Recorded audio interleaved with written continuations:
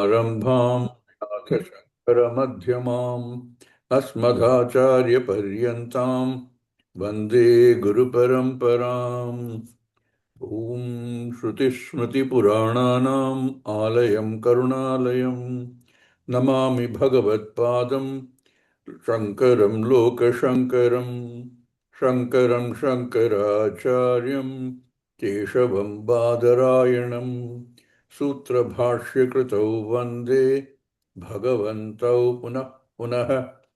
ईश्वरो गुरुरात्मेति मूर्तिभेदविभागिने व्योमवद्व्याप्तदेहाय दक्षिणामूर्तये नमः। ॐ नमः प्रणवार्थाय शुद्धज्ञानैकमूर्तये निर्मलाय प्रशान्ताय दक्षिणामूर्तये नमः।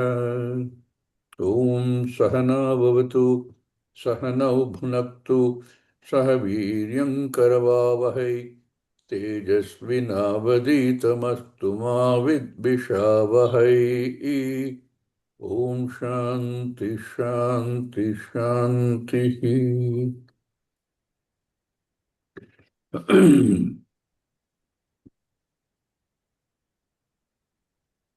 We're still doing Om Namo Bhagavate Rudraya, right? Okay, who will read? Shall I read, Swamiji? Please do. Starting from page number 16, last paragraph. 16, not bad. No, 19, second paragraph. Oh. 19 second. Second paragraph? Okay. Well, I think this Anyone else? is 16 second paragraph, correct. 15 second paragraph. No value is The absolute. problem is also caused by confusion. Finish up to 19th. First No, paragraph. 16. 19 In the book it is seconds. 16, in the PDF it is 19. This is the book. problem is also caused by confusion. I have already posted the photo of the last class. Book Yeah, has I 19 number. No, book it is 16. Book is Anyway, I 16 second put the, paragraph. Divyansh, I have put the photo of the Different page books which have we got have different done last number. page. Different books So have got just you different can refer numbers. to So that. just see the wherever you marked now that people can see. Different books have got different page numbers. Yeah, that's why I put Starting the photo from of the Correct. individual is So from there it responsible can for. be seen. Yeah, there The may be an problem is edition also difference. caused by. It is a paragraph starting no values. Problem is also caused by confusion. That's the paragraph. Problem is also caused by confusion. Yeah, the problem is caused by. It is the paragraph starting with no values absolute. Is that correct? Yes. Next No, Swami, para, that next we have two done. days. That paragraph Next we have two done. days. The next paragraph after So that. next The problem paragraph. is The also problem caused by is also confusion. caused by confusion about reality of God. Okay. Start reading from there. Yes, Swamiji. The problem is also caused by confusion about reality of God. If God is self-evident, self-existent, consciousness, which is the basis of everything, including time and space, then you have to appreciate two orders of reality. That which is self-existent, the other which is not self-existent. You are a liker with reference to a given thing and a disliker with reference to another thing.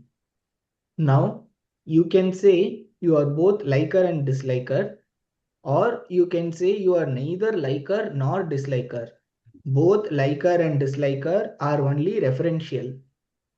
The invariable person is a self-evident being who is above both likes and dislikes. So too, God has got to be, in essence, above right and wrong. It means he can be both right and wrong. In fact, right and wrong are part of the order that is Ishvara. This is something we've been discussing in other classes also. Would somebody like to talk a little bit more about the fact that God has got to be, in essence, above right and wrong? Who can help explain this to people who have not understood? Swamiji, the whole concept of right and wrong is very subjective, right? So what may be right to me may be wrong to somebody else. What I like, maybe somebody else dislikes it. So this concept of right and wrong is within the subjective judgment that we individually put on the objects, things, and situations. Therefore, if God is just being mere nimitta or being just the sakshi of everything, being the order, then God cannot be, or the Ishvara cannot be called as being right and wrong. Right? So the right and wrong is superimposed by us on things and situations. So if we take any example, right? So if we take the electricity being passed in a fan or a light, electricity doesn't cause the light to work, or electricity doesn't directly contribute to the light. The light is coming from the bulb, but in the presence of electricity, right? So if the bulb doesn't work, it's not the problem of electricity. Maybe the fuse has gone, or something. The problem is with probably the problem is with the bulb itself, right? So if the in the presence of electricity it works, therefore electricity being the primary cause because of which every electrical objects are functioning, is not limited by whether the bulb works or whether the instrument works or not, right? And this fault being with the bulb is our own likes and dislikes. So I like something, I don't like something. It's not Ishvara who's making me like something. It's not Ishvara who makes me hate something. That's where the choice of the free will, which is given to us again by Ishvara. So as part of this creation, we have our own capacity of making decisions. What is good to me, what is bad to me, what is liked by me, what is disliked by me, what I want to do and don't want to do. All these are subjective decisions that we are given capability with. Therefore, all these are present within the creation which is created by the Ishvara.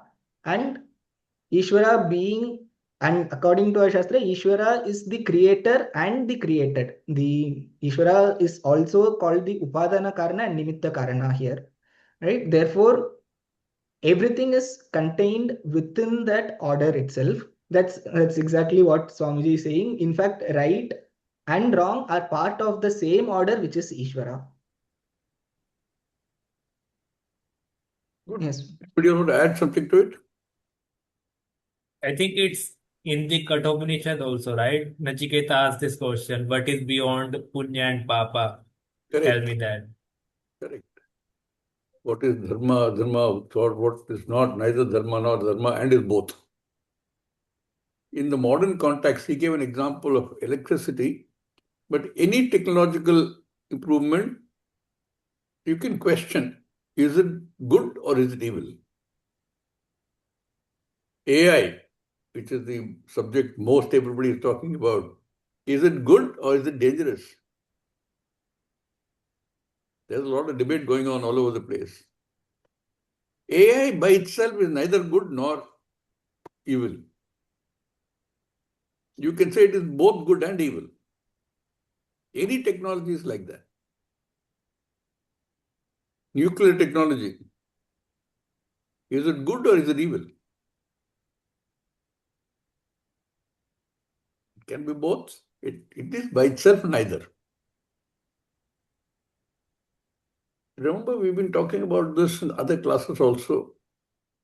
Any dvandva, any opposites, belong to samsara.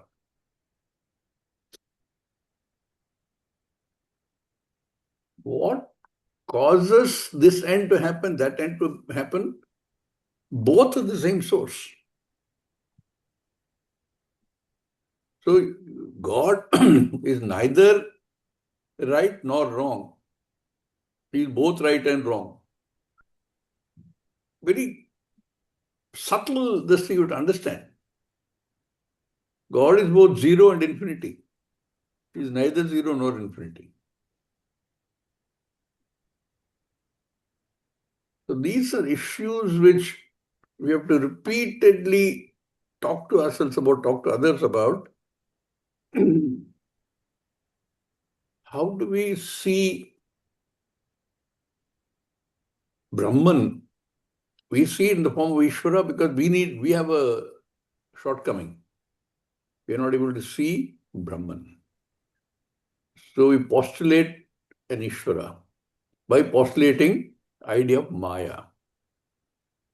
From there you can get all kinds of dvandva, negatives and positives, all of which belong to the Mithya Jagat. Brahman has nothing to do with it. Ishvara in the form of Brahman. Swami, from the Paramarthika point of view, Brahman is Nirguna, Akarta, Abhokta. So there cannot be anything right or wrong with him. Correct. Correct. So Absolutely right. even Kathopanishad also You says, understand the distinction that everybody is trying to point out. When you say Bhagavan is order, it is one order within which there are so many orders. Starting from a physiological order, psychological order, the physical order of the world, the cosmological order, everything is one order. Order of karma. It is one order within which there are so many orders. Never Ishvara himself, when seen as Brahman, has no guna. So when you catch sentences like this, please stop and let us open it up for discussions. Anybody can raise it. Yeah? Okay. Shall we continue? If there are no other inputs. Swamiji, just Yes, once. Devi.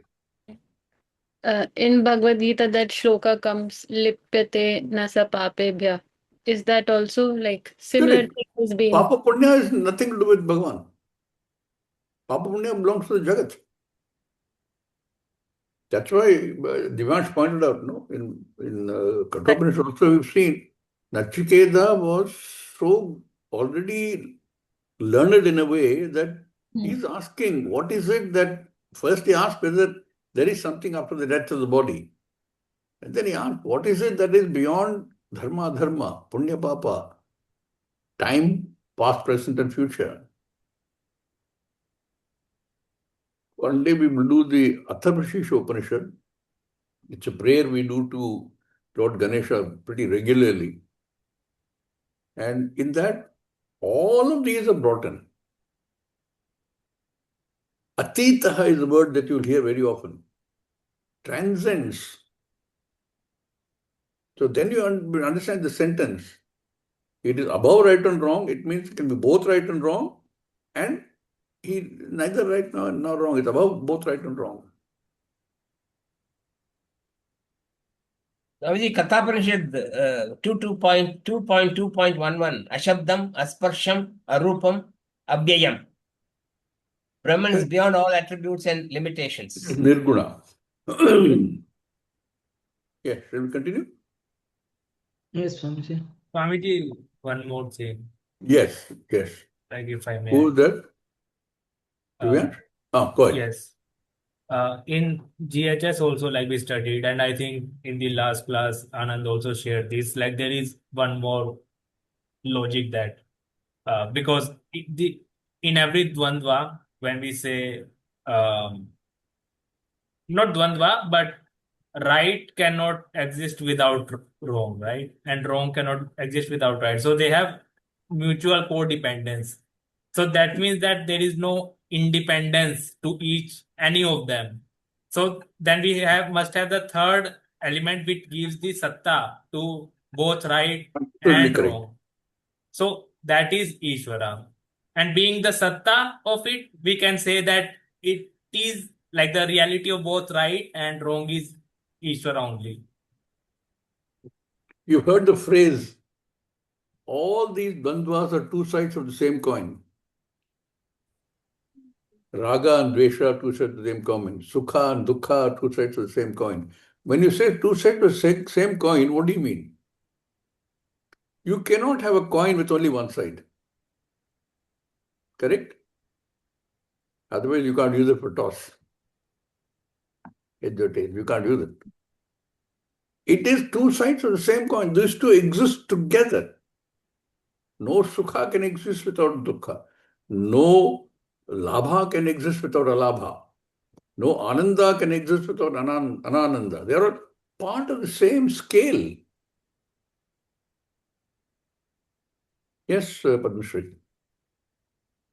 Om Swamiji, Om. in Bhagavad Gita, Navamo Adhyaya, there is a shloka, Samoham Sarva Bhuteshu, Name Dveshasti Napriya. So, for Bhagwan, there is nobody who is favorite or he hates anybody. So, he is above all. So, for him, everybody is equal. Be it a criminal or a saint. Everybody is equal because they don't belong to the order which he belongs to. Yes. They're all like, in your dream, you have everything. Then nobody to like, it's all just mithya, it disappears. Okay, let's move on. Whether it is a good dream or a bad dream, Swamiji, dream cannot affect the individual. Like Correct. It is a different order of reality. Whether you get a nightmare or a dream where you get you win a lottery for $1 million, it makes no difference to you when you wake up.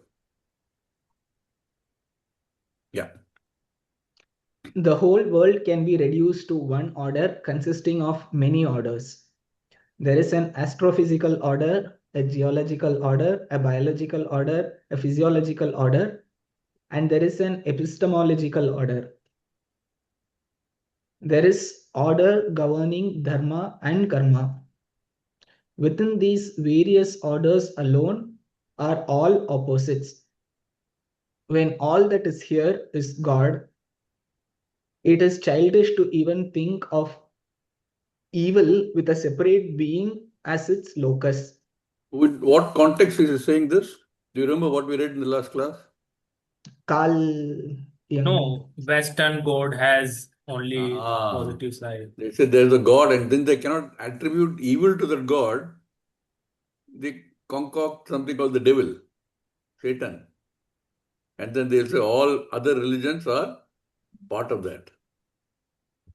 So it's in that context he's saying God is above all of these things. It's very petty to think like, God is only good. You can't have only good. God is not part of the Jagat at all. Yes, Deshmina, you had something to say. Swamiji, like I remember sometime you mentioned that all the orders belong to Ishvara and all the Let me correct it right at this point. are Ishvara. All the orders do not belong to Ishvara. They are, Ishvara is all the orders. Right. And you also added, and all the disorders are also part of this order. Can you explain that bit? What is a disorder? I think Anand mentioned very beautifully, and so did Jagdishanji. You look at everything from within samsara and from transactional perspective, there is order disorder. Right. Order disorder also a part of the same scale. It is perfectly orderly. It is somewhat orderly. It is neither orderly nor disorderly. It's somewhat disorderly. It is absolutely disorderly, random. All belong to the same thing. All exist because of one Brahman. No, wait. So so I am just clarifying the meaning of disorder. So some might say that illness is a disorder, right? But I can say that that is also order, right? You eat bad food, you will get stomach issue, right? That is order. But you are saying that if something is happening randomly, that is also Ishvara. Actually, there is no real random because the order that dictates events is based on cause and effect. Right. Everything can be traced to cause. That whole cause and effect is Ishvara. So it is order, right? It is order. So what looks like disorder to you, looked at it from the transactional perspective, it's not disorder, it's also order. It has a cause and effect. It looks like disorder to you from within the Jagat. Yes. You can think of a disorder like this, which is what a lot of people question. Why, if God is such a benevolent being, which is what the theology says, God is good, there's no evil in God, how come we have wars? How come we have tsunami? How come we have earthquakes? Okay, ठीक. Do you understand? Yeah.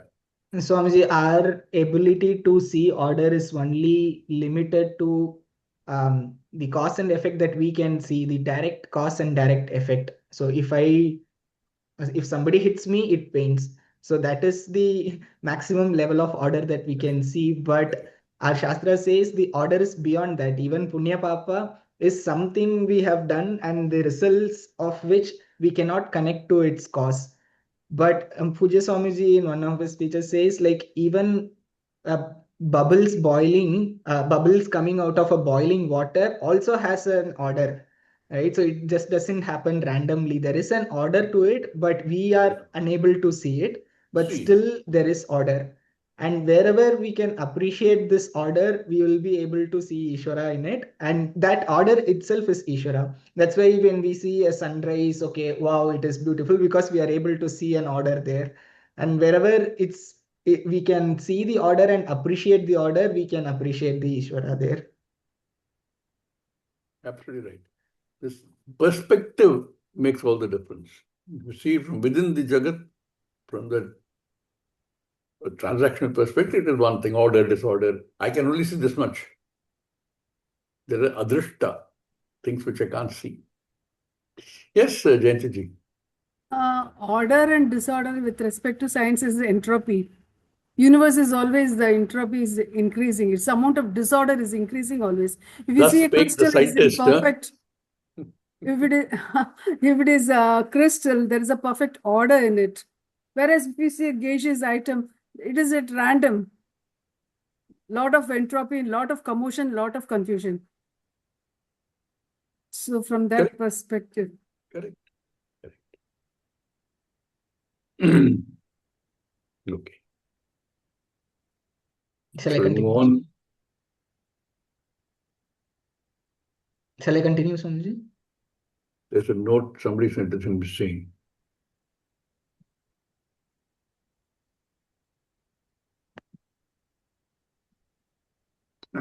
Why don't you say what you saw, Gavya? It's very interesting. I was visiting this National Museum in Delhi, and I noticed like all the statues of God, even like वो stones होते हैं ना जो उन्होंने temple से collect किए थे बड़े बड़े, तो उसमें सब में स्पेशली बुद्धा में भी सब में नोज ब्रोकन था.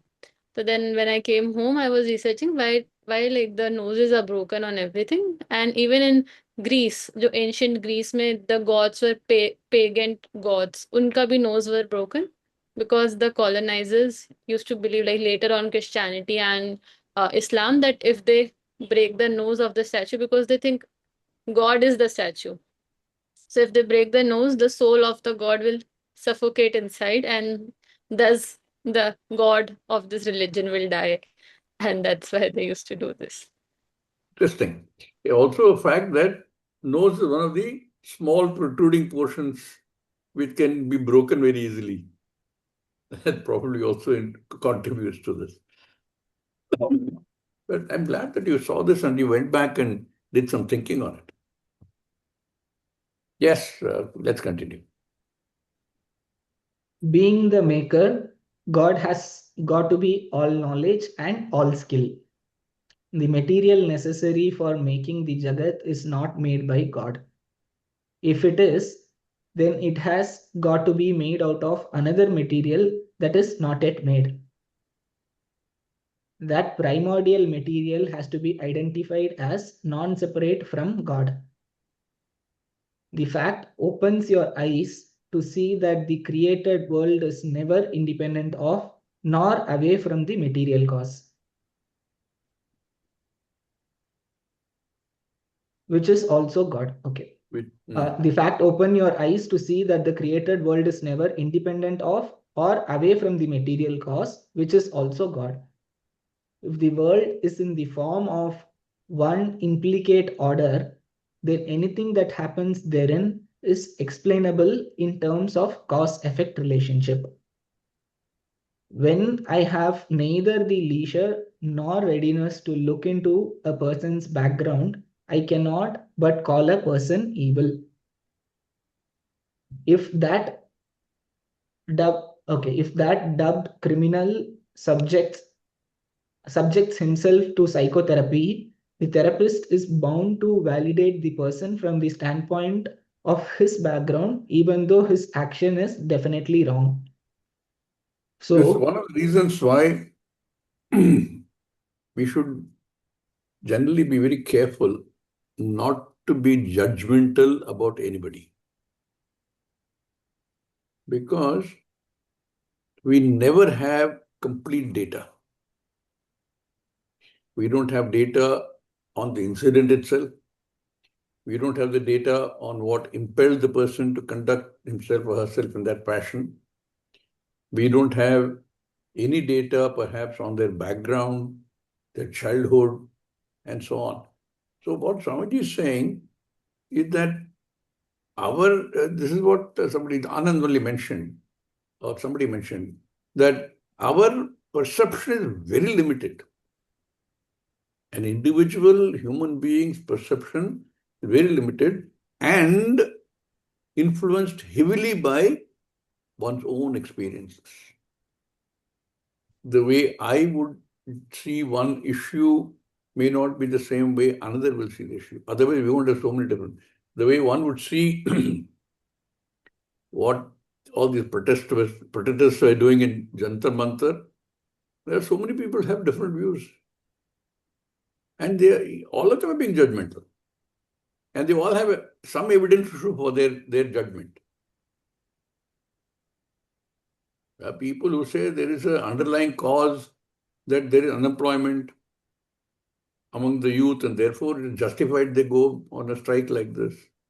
There are others who say this is not at all justified. The guys who are doing this are not really the students who are affected. And they have their own evidence for it. It's somebody else's agenda. So it depends on one's own perspective and one's own agenda, one's own what one is looking for. So that's one of the reasons why we have to be extremely cautious. In fact, Swami used to give an example. If somebody, let's say, stole something, you can say it two ways. You can say, and you have no for fact that he stole something, that he stole this. But what we tend to do generally is to say he's a thief. And that is judgmental. No, Swamiji, he's been known to do this many times. He's been caught several times. He's a habitual thief. But you still don't know the background. And yet you're willing to make a judgment. He's not only a thief, he's an habitual thief.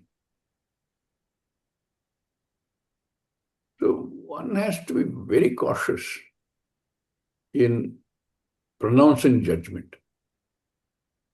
So Swamiji said very interestingly, when I have neither the leisure nor readiness to look into a person's background, I cannot but call a person evil, because I will judge it on my without adequate data on my basis, whatever that basis is. If he goes to a physiotherapist, he will ask about what happened when you were 6 years old or 5 years old. Did your father beat you up? All those things. He'll go back to the background and say, okay, it if not justifies, at least explains the person's behavior. Yeah.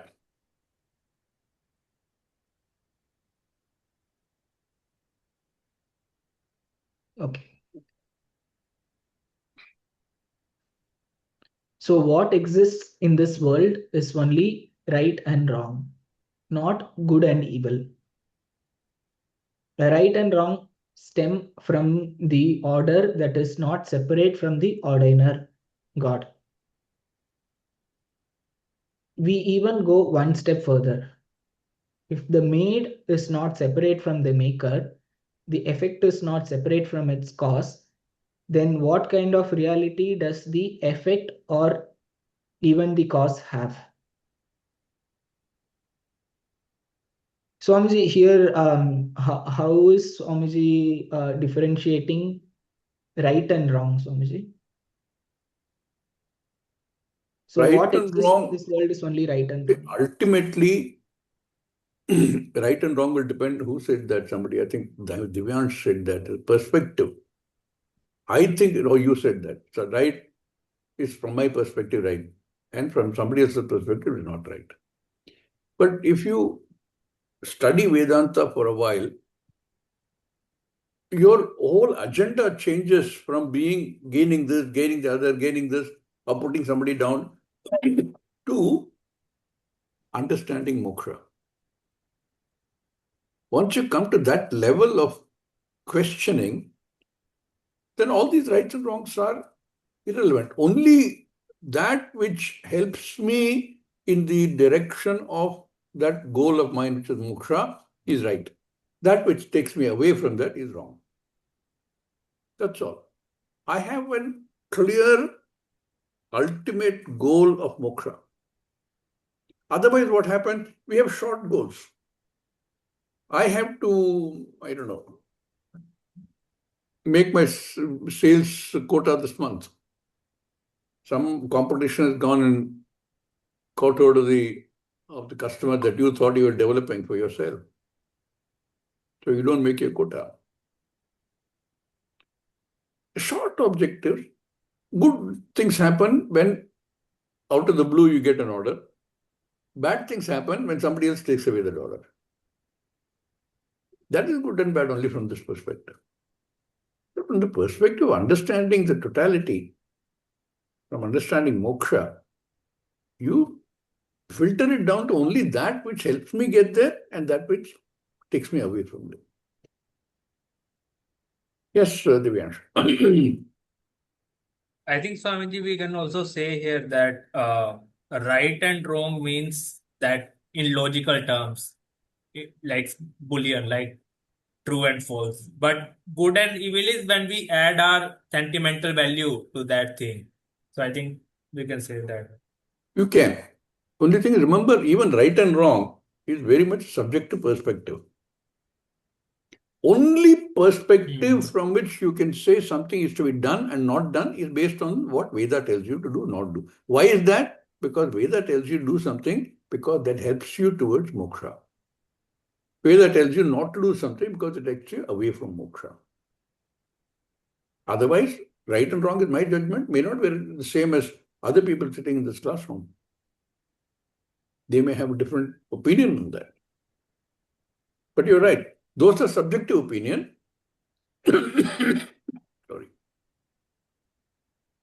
Whereas good and evil, again, are subjective. And we implicate without perhaps most of the time proper data to even make a judgment is good or evil. Whole this, remember the context is, Swami is talking about Ishvara, and that no theology which talks about Ishvara being only good and evil being something else outside Ishvara cannot sustain it. It will not hold water. That's all he's trying to say.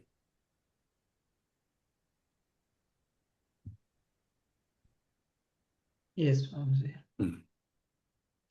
If we define reality as what is self-existent and not subject to negation in all the three periods of time, we cannot bring an effect under the label of reality.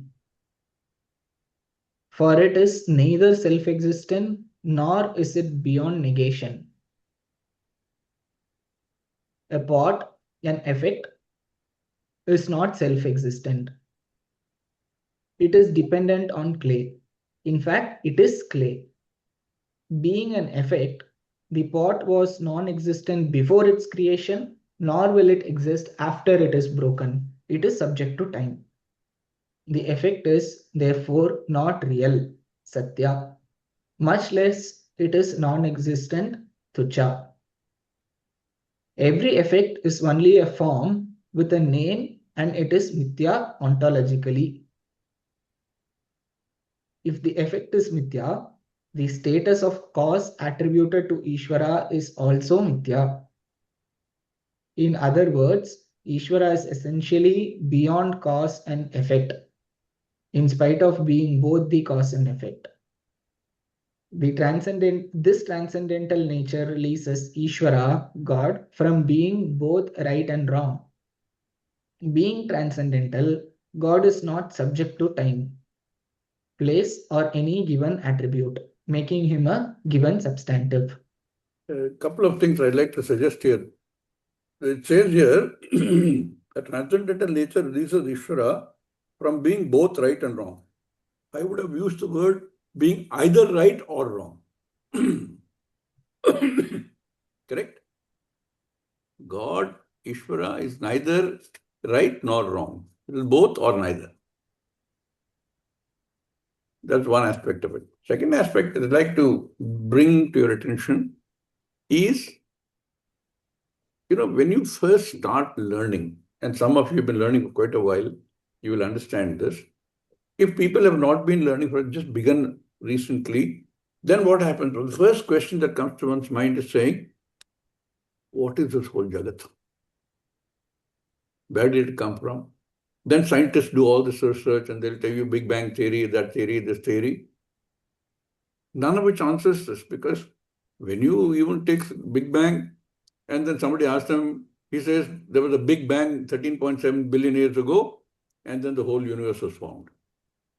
So somebody asks the scientist, what was there before the Big Bang? He has no answer. Or others who say that, for example, there was these three gunas in balance. Something disturbed the guna and the disturbed guna created Jagat. Again, the question is who disturbed it? So those are difficult to explain away. So initially what Vedanta does is give us an acceptable model for explaining Jagat and for explaining Ishvara as Jagat Karanam. But as you mature in the study of Vedanta, as one becomes more and more understanding, we negate the karyam, the effect. And if there is no karyam, where is the question of karanam? No karanam also. So we negate the karanatvam of Ishvara. The status of being the hetu, the reason for the whole world, is also gone. But that takes some amount of initial understanding. So if at any point of any time anybody is not very clear on that, stay with it. You will find that it becomes clearer as you study further. And we study this even in Kathopanishad, we've studied this. Initially, we talk about cause and effect, and this is how the Jagat came about. And later we negate the Jagat, and we then negate also the cause of the Jagat. If there is no effect, there is no question of cause. So for people who have been studying for a while, this will become clear. For people who it is not yet clear, please stay with it. Yeah. Swamiji, I have one question. Yes, Divansh. In the previous para, last line, Swamiji says that like cause is not separate from the, like effect is not separate from the cause. Then what kind of reality does the effect or even the cause have? So shouldn't we say that, or even the causality of cause have? Okay, you can use words which are clearer. Sure, you can use that. There is all he is trying to say is that once you understand the Jagat is mithya, like a dream, like a swapna prapancha, then on waking up, where is the question of swapna prapancha, and therefore where is the question of something which causes a prapancha? It's not there. So you want to call it, what is the word you wanted to use?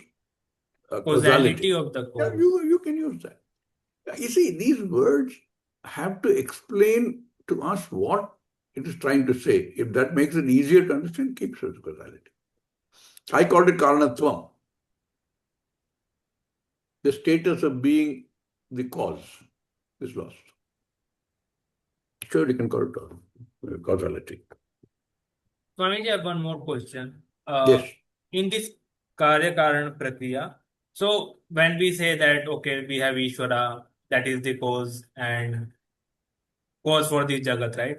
So, like, do we start after this? Do we say that, okay, so how this Jagat came about? Then we say, okay, so we had Brahman, then from Brahman we had Tanmatras and everything else. So, do we build the argument using that? Yeah, it is one of the arguments. Upanishad builds, we don't build. Upanishad builds an argument, no? From that, Right. Atma, Akasha came, Akashat, Vayu, etc. is there in Taittiriya Upanishad.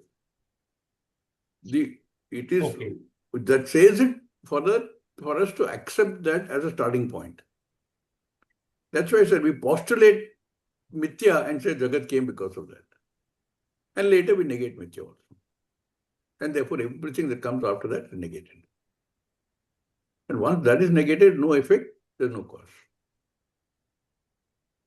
So, when you say that it causes something, it automatically implies a kartrutvam. Brahman has no kartrutvam. That's why Bhagavan says, no, even in the Chaturvarnyam Maya Shrishtam, Guna Karma Vibhagasha. Somebody tell me the second line. Tasya kartaram apimam vidya kartaram. Although I am the one who created all this, know me to be a karta. But one more question. So, but we can't prove this creationism that is in Vedanta, right? We have to can't prove what? How this Jagat is created from Brahman. You don't have to prove it. You take it as a model. A plausible model. Initially, as a one that you can accept as being possible. Enough. Right. Any case later, anyway, you're going to negate it. So at least you don't run away from Vedanta because no, this doesn't sound right. That's all. No, but we'll negate it from this model only, no? We will say that, okay. We negate it after we've accepted the model. Then we talk about Mithya. Right. And that's compared to another order of reality like a dream prapancham. And the dream prapancham disappears when you wake up.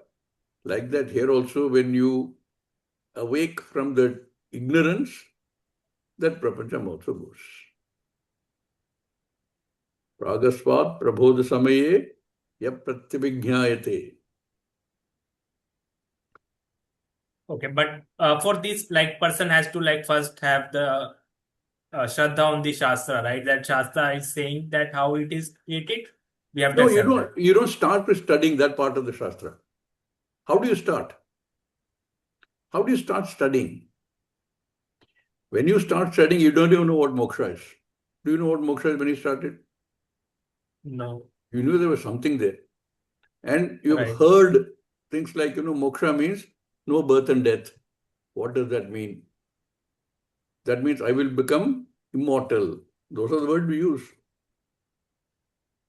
It's like somebody who's got a special potion, he becomes immortal. He'll remain the same body. The body will not age. That's the kind of thing we start with, no? And then slowly, as we understand it better and better, and not remain committed to Shastra, that is why the Shraddha is so critical to understand. Even though it might not, there are areas which don't fit in with our own concepts, we still continue because we have Shraddha. And slowly that becomes clearer and clearer. Okay. That's why even any of these things, Bhagavad Gita, you just read one reading is not enough. I have read Bhagavad Gita many times. I can tell you, even today, the Bhagavad Gita reveals the truth more better and better and clearer and clearer. This is why we don't stop with one Upanishad. We read so many Upanishads. Which is why we don't stop with only the Upanishad. We read Prakarana Granthas. Because the clarity will emerge slowly. Yeah. Okay. Yes. Then, how would anybody understand the transcendental God? Well, as an object, you need not understand him. He is you. The consciousness, because of which you are conscious of the world, transcends time, place, or any given attribute. I'm going to stop you for a sec here. I wish somebody else would do the stopping rather than only me all the time. The word conscious is used twice in this sentence. The consciousness because of which you are conscious of the world. Do the two conscious mean the same thing? No. If not, what's the difference? One is the conscious means that in the local, like normal language, how we say that I know something. But consciousness above is the, what is that, knowingness? That like Chaitanyam. And I think second one we can say Chidabhasa. Correct. Is that clear to everybody what the difference is between the two conscious, the words consciousness and conscious? Both are conscious only.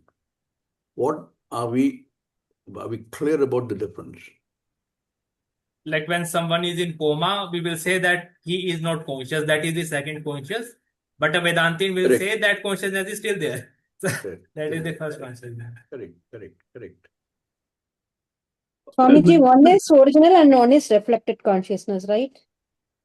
One is? Original consciousness and one is reflected consciousness, right? Yeah, but again, be very careful because we use the word conscious very commonly in our day-to-day parlance. And that conscious refers to what Divyansh was talking about, that a person in coma is not conscious.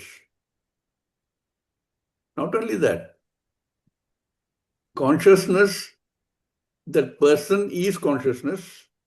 His being conscious is consciousness. His being unconscious is also consciousness.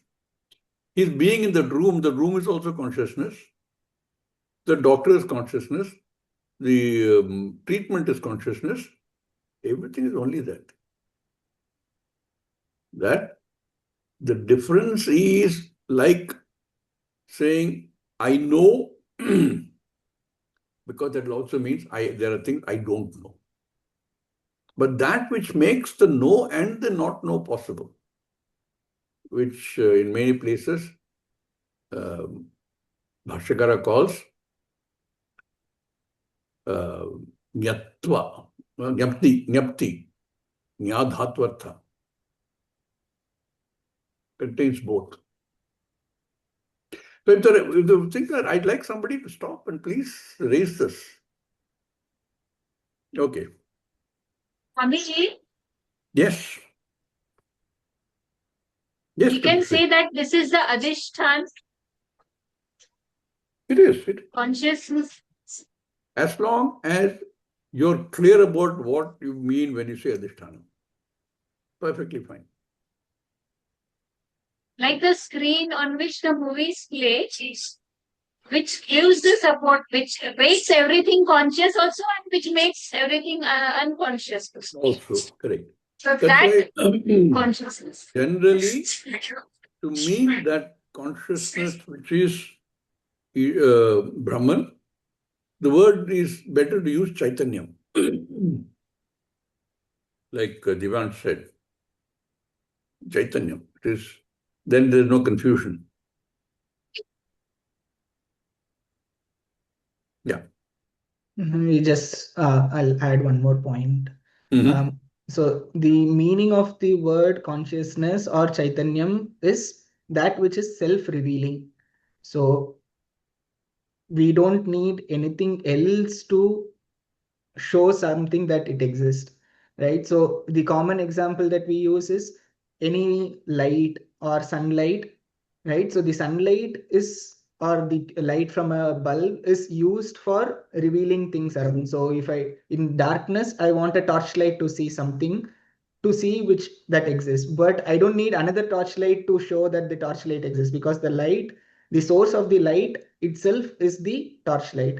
Similarly, when we see that the Chaitanyam is what is because of which we know that I exist, right? So I don't need to see my body to see I exist, or somebody doesn't have to come and tell me that you exist because of which I know I exist, right? So there is no external pramana which is needed to say that I exist. Why? Because I am that Chaitanyam which is self-existing, which is self-revealing, right? That is the Chaitanyam. And this body mind is an instrument where this light is reflected, where this light is evident outside, because of which we say that, okay, this is a living being, this is a non-living being, this is sentient, this is non-sentient.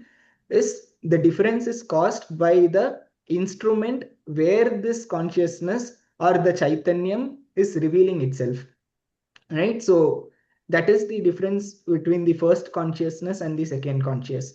So the first consciousness means that which is self-revealing, self-shining, without any other means to reveal it.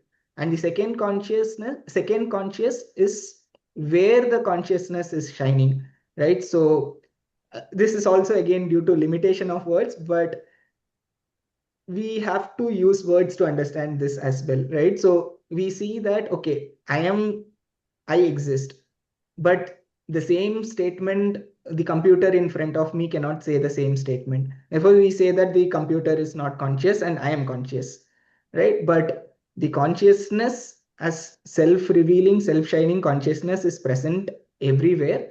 But because of the difference between the computer body and my body, we are able to differentiate this consciousness and the conscious, which is sentient or awareness or any other words which we can relate to.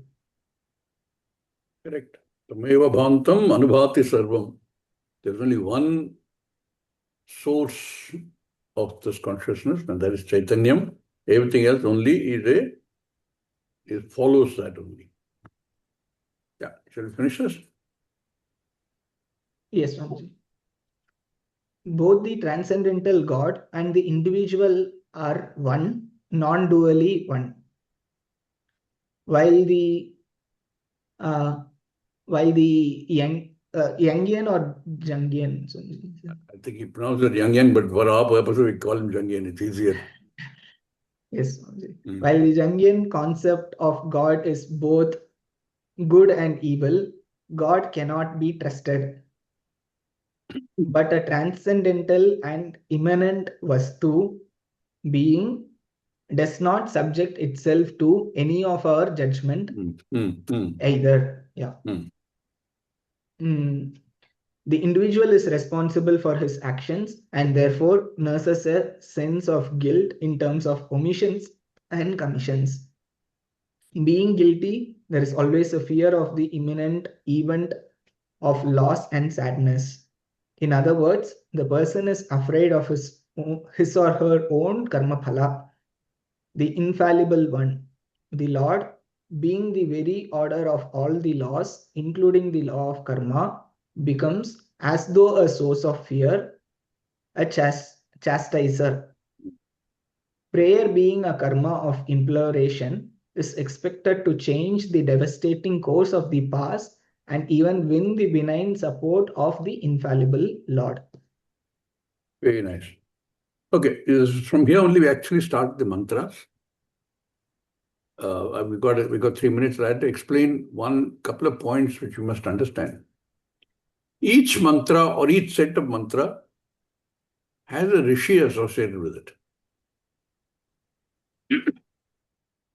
It also implies there's a mantra which the rishi has written, and the chandasam is known, which is anushtup, trishtup, whatever else. And there is the information about what is the phala of reading that particular mantra or set of mantras. All this is available to us. And Swamiji has picked up those verses for each and given us those verses. There are no detailed explanations of these verses. So sometimes the words there may not be we may not be clear on that. You can do some research on it if you want. What Swamiji has done is given us an overall meaning. And if you connect it, most of the words you can make out.